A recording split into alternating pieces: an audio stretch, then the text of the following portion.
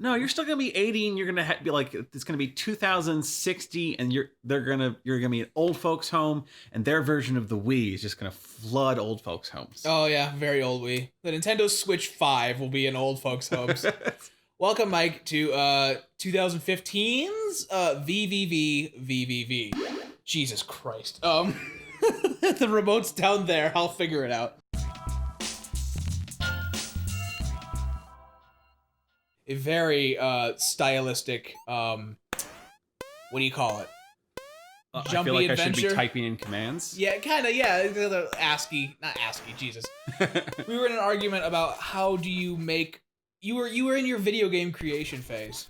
I'm still there. I'm just learning bit by bit. Yeah, but you were like, you know, what makes more programming, not video gaming. What makes a good game, you know? Like, I think the question was more, okay, retro visuals. At what point do they become lazy? Is it just an excuse for lazy programming, or is there a legitimate? Because okay, I have a soft spot for retro visuals. They are very pretty when you can do them correctly.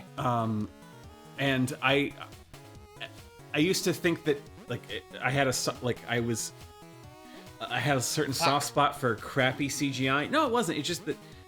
It doesn't CGI doesn't have to be realistic for me. It's fine. A certain style of animation where the illusion is still apparent. So it's apparent that you're still trying to give off the idea of real. Well, yeah. You can both see the artifact of an attempt at imitation. Yeah, the artifact of the illusion and the reality that they're trying to represent at the same time, and I kind of like that. Okay, all right. So it like a welcome Uncanny Valley. Yeah, that's yes. Captain, you're okay? Anything's gone horribly wrong.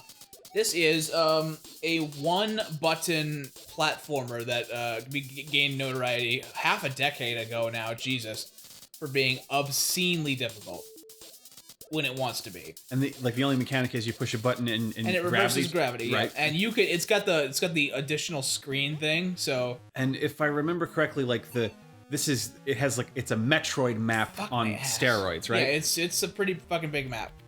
And you can change multiple screens at once. And I think when I texted this, I'm like, Google this game. No, that's not a typo. Enjoy. Fuck. But they get the same looping little. It's one of those games I can't play at night because I get too mad and then my blood pressure raises. Dick. Yes. But who was the first person to invent gravity in video games? I was reading old articles about like, okay, let's put it to the end for once and for all. What is the first video game? Well, I think some of the earliest video games was a simulation of tennis and some like rocket space battle, and they both had gravity. Rocket space battle. Yeah, space war. Okay, ignore my gravity question. I was just filling space. But there was an MIT in the 60s. I think they used like a PDP-1 or something.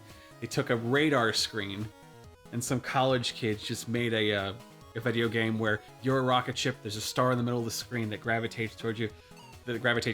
And shoot your opponent. Well, what I found really interesting is the Wikipedia makes no qualms about the fact that the definition of a video game has absolutely changed since its early days in the early 60s. Because I guess could you define the first attempt at making a computer to play chess or checkers or like games and stuff? Is that a video game? No, because it's not. Well, the modern version, it includes a heavy clause about interactivity and that you can do things that change the thing on screen. Like in chess?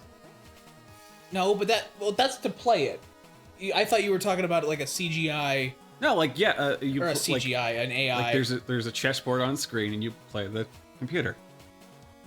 That is a game, but like that's what I would say that came later because when I think that there was an attitude when video games came out that we should, if we have a board to play that on already, why waste your time? Do something fantastical like Pong. Because pretty lights and stuff. I know the pretty lights. Why am I trying to go for a fucking 100% run here? This is dumb. Fuck. And I think I told you this already, but I love like the little anecdotal history about, I think it's the guy who invented Unix. He was just like his first project was like, I just want to make a space game so I can play with my buddies. Hey man, look what I did! I just invented modern programming paradigms so that Mario can do a jump. Fuck. So yeah, this is a really nice. If I can figure out how the map works, it's been a long time since I played this. Yeah, as soon as you visit a room, you have access to that map. This is the entire map in the game. That just tickles me. I'm so happy. So those little blocks of these rooms are a very tiny portion. And I like how they name them by just giving them like a snarky title. Driller. Like some of them are exhaust chute. Some of them are called like they will never get here. And there is a point. Fuck. Can you switch midair? No. Oh, so you have to. No, there's a really mechanic. commit to it. There's a mechanic late game that will allow you to, if you pass over a laser, swap your gravity. My ass. This is what I'm worried about with very difficult games, is that we'll sit here quietly while I try to make it work. When has that ever happened? Never. Not once. Around. Oh. Cue Luigi's Mansion ending. It's not even fuck this great game, it's just fuck this game. No, Jesus Christ, you have the ability to make a good Luigi's Mansion! Yeah, the earliest definition, fucking cocksucker. The earliest definition of a video game was much more technical about what physical and electronic processes are being implemented to what is called roster the image on screen. Sounds like the earliest definitions of video games are a lot younger than the first video games. Oh yeah, no, yeah, they didn't come up with a definition out of thin air and says, I would like to make a piece of land that goes over air so that cars may drive over it. We make these things out of necessity, not because we want to make a bridge and then we give it a definition beforehand. Fuck. Like, I'm gonna make imagine somebody before teapots were made and a Greek man was like, I'm gonna make a thing with a handle and you can drink out of it. And if you guys are playing at home, the Greeks were very specific about what kinds of bowls and containers for liquids did what purpose. Like some of them were celebratory. I found it. Weird prank wine goblets where if you took too big of a sip, those are fun. They would pour out. You damn Pythagoreans. Captain. Forgot we had a plot. It's just the right amount of plot. So you're trying to go to find these other parts of the ship with these plasma balls and turn them on. Yeah, well, no, you have to find your crew, and then there's like one end goal where you have to get to this one end. But I think after you find the 5 guys, then it's post game. So the actual story of this game is fairly light. Oh, that guy's gonna barf. He's stuck in the Inception elevator. Oh, it's naming the people, and you gotta go find him. He's fucking having a panic attack. Well, where do I start? Well, I don't fucking know. It's your deal. Oh, those are all of the... oh, that's helpful. Those are all of the teleporters in the game. Oh. Yeah, so once you go there, like... But here, I played this game trying to consult a map. I've been playing a lot of map-related games with an actual in-game map that you can consult. And, I'm not good at maps. Like, I'm good at it, but I'm too concerned with getting lost. I don't want to get lost. So I'm always consulting the map, and I think it's okay in games to get lost. I think, and watching you play the last game you were playing, I'm now going through belly dancing withdrawal. Why doesn't this thing belly dance? Why doesn't it? Because it's fucking. It invented belly dancing. They invented belly dancing after video games. By the way, guys, we just finished a small section, not for you guys, but for me, of Shantae. All for you. All for me. Oh my god. Can I just have cute girls that like wanna do what they like to do, and she can kick ass, but it's not like, guys, I'm a female, by the way, please. It's not like that. I mean, it was a 2002 Way Forward thing. Oh, there you go. It was a 2002. I fell that that they didn't plan on by Capcom. They didn't plan on making it. Oops. They didn't plan on making that, and then Way Forward's like, can we have part of that property? We want to do stuff with it. And they're like, oh, this thing just laying around? All right, sure. Oh God. Oh, this is okay. Chill out. Oh my God, I forgot. This game has a difficulty curve that just rockets right up. We are not even close to... I know, but it's gonna get even worse. Because it starts off so like, oh, okay, I get this mechanic. This is okay. Yeah, the wraparound is what I find extremely. This is the Euclidean. This Euclidean wraparound technology. Shit. is what I really enjoy. I feel like more could be done with that. The cylindrical and toroidal Fuck my topologies. dick. What was that thing called? A gram sphere? Where they tried to live on it in the 80s in space, but it was too fucking expensive. The Snaky Bus has one level. They never built it. It was in the 70s. They some I forget what college designed it. I just imagine O'Neill's cylinder. I just imagine some college bros trying to make that work. Fuck. I gotta make a jump right at the end there. Whoa. Oh, thank you, Arrow. Oh, If you listen to this in the background while it's also 9:58 at night and your wife has just gone to sleep, oh, you feel like you're on an adventure. oh boy. Oh, I just fall down. I did this the wrong way the first time. Go. Did you have to go through this one first? No, I have to. Like it's less linear than you think. At least at first, cocksucker. When I get invested in games, I then it's like, cry. oh, well, do it. Did you ever play those Capcom arcade games? Yeah. Those ones where like the way to show that you damaged a person is that they flash and then stop moving. Yeah. Okay,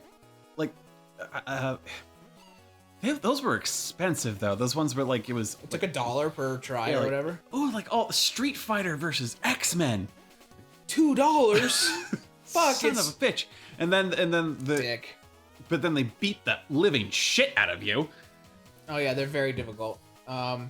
I was very concerned because I was just going into puberty and they have Spider-Man, but they also have this girl whose like tits are hanging out. I can't. If I see her in my brain, I'll put her on screen. But like, I'm thinking of she was in like the attract mode of the game, which is like come play me. Whoa! Are we talking about Street Fighter characters? No, it's some Marvel versus Capcom thing. Dude, they all look the same to me. I played Addams Family Pinball. That's what I did. I think in Street Fighter there's Tammy and then there's Chun-Li. But No, she's like a she's the legs. succubus. No, she's a succubus. This character. Oh, I'm what's her? thinking about. I forget what her name is. But you can see it, right? It's like a bat. Does she have like a bat costume? Yep.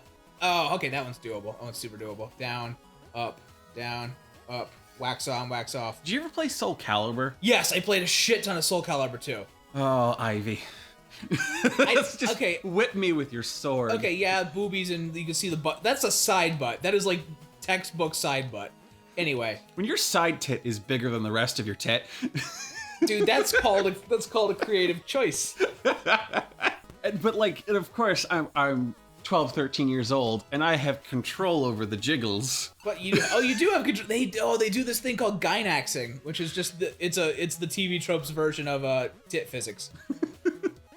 Someone had to program the tit physics. Bless you, sir. The one movie fun fact that I will never get people to believe is that I swear to God I went into Dead or Alive the movie not knowing that Dead or Alive was a sexy volleyball game. I swear to God. Oh, maybe. I didn't know this either. Oh, yeah, but I watched it because I'm like, oh, volleyball, I'm bored. Oh, you're all really pretty. Oh, dear. Oh, God. Can we watch this later? Dude, we have so much shit we can watch later. It feels like your birthday again because I never get to see you. Oh, this one sucks. So he follows you, but only while you're on the floor. Oh, never mind. Okay, here we go.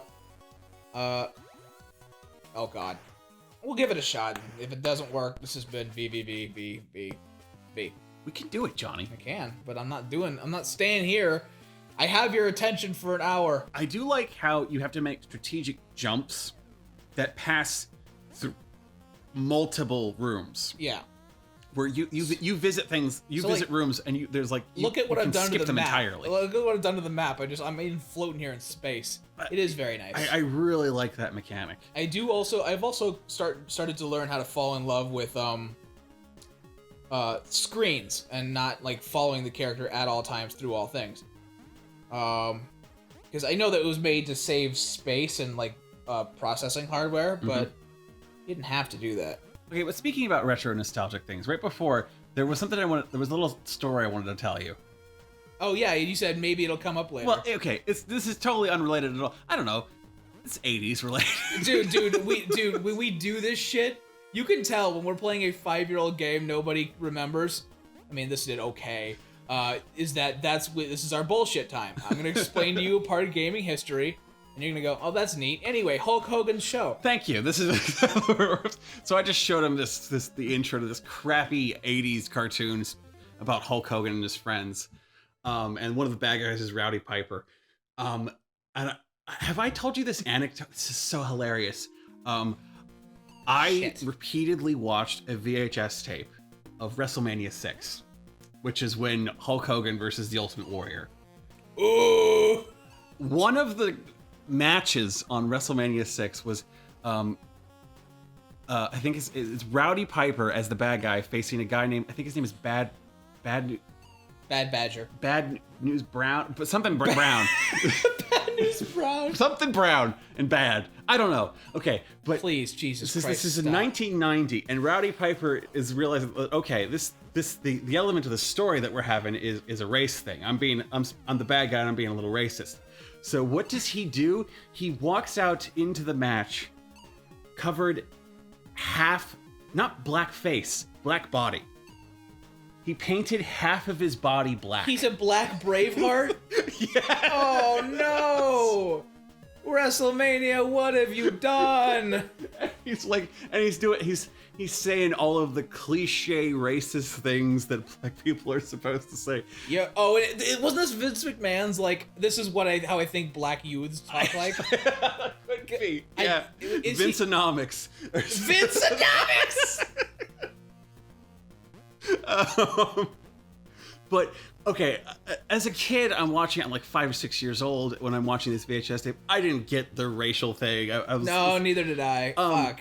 What I later found out is this brown paint that Roddy Piper had put on himself. Fuck my ass. It was a special paint that was designed so that you could not sweat it off. And these guys sweat buckets. Oh. So, and there was this solvent that came with it that you would need to wash it off. As Roddy Piper goes into this like 10, 15 minute match and loses, thank God, I think he loses, Andre the Giant played a prank on him, went to the showers, took the solvent, poured it down the drain, and filled the bucket with water. You're a cocksucker, Andre the Giant. Sorry, I'm sure you're a great guy, but you know. So, Rowdy comes back to the showers, and he tries to wash it off, and he's realizing that I'm rubbing, and all my skin is just getting red and rough and bleeding because it won't come the fuck off. So, okay. And then he looks around, and then he sees Andre the Giant laughing. Dude, when that man is like, what are you gonna do? Like, you wanna get mad at him, but what the fuck you gonna go? Cuss out you're gonna tell, Andre you're the gonna Giant. Tell the 7'8" gentleman to please be quiet. So what happened was, I think this match was in Ontario or Toronto. It was in Canada. Yeah. And he had to take a plane back home, and he had to go through O'Hare Airport in Chicago in half blackface because he couldn't get the paint off. Your world, man. Shit. Right, but apparently, I think the added detail is that he needed to get a present for his daughter. So as he's walking down O'Hare Airport in half black body, he's also carrying a giant stuffed teddy bear for his daughter. Aww. This is Mr. Ruffles. He thinks racism bad. Gentlemen, I'm home, sweetie. Never trust a giant. Guys, that has been VVVVVV with a guest appearance by Andre the Giant. I never regret doing this. We just keep going until I learn more about why the 90s was the best decade. Fight me in the comments. Love you, everybody.